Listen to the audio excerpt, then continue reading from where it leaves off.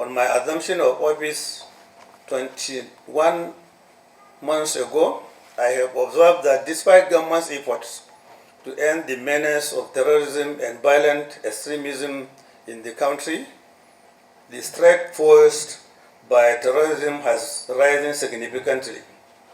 Nigeria was ranked 6th most impacted country globally according to the 2024 Global Terrorism Index.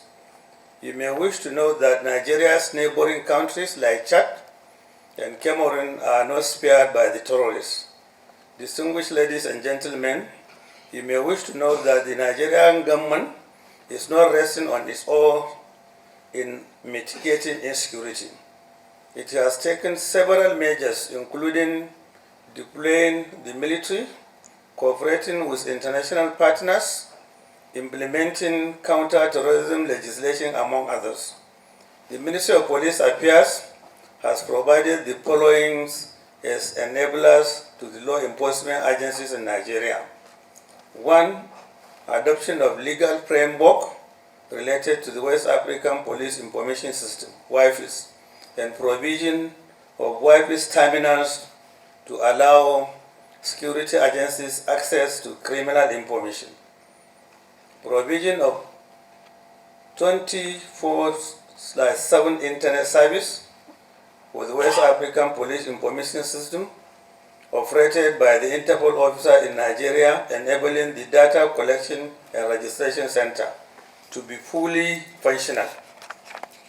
Signing of Memorandum of Understanding with Interpol to reaffirm the commitment of the country to work together for the greater good of the region, and establishment of National Criminal Data Fusion Center for the Nigerian Police Force. Distinguished participants, ladies and gentlemen, we are aware that insecurity has aggravated instability and setbacks in this sub-region. However, I am optimistic that effective information sharing and cooperation among the countries in the region are critical to addressing these challenges. We must therefore prioritize long-term solutions aimed at addressing the root causes of insecurity. This conference will no doubt identify where there are bottlenecks over the years and come up with lasting solutions to incidences of crimes and insecurity. In addition, by promoting the 19 universal legal instruments against terrorism, aiding domestic implementation of those instruments, and facilitating cooperation nationally and regionally could result to a terrorism-free future.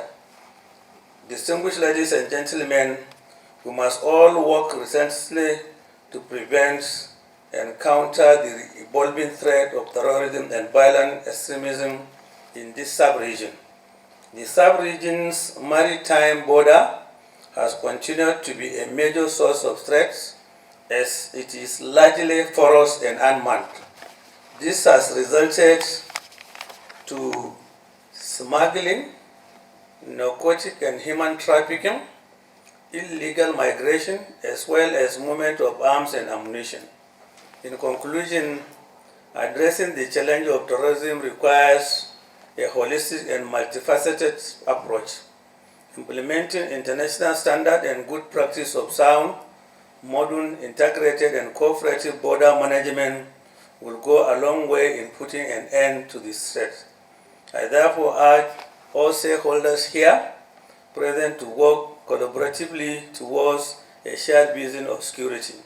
We can overcome these challenges and emerge a beacon of stability and progress in Africa if all hands are put on deck. Thank you and masalam.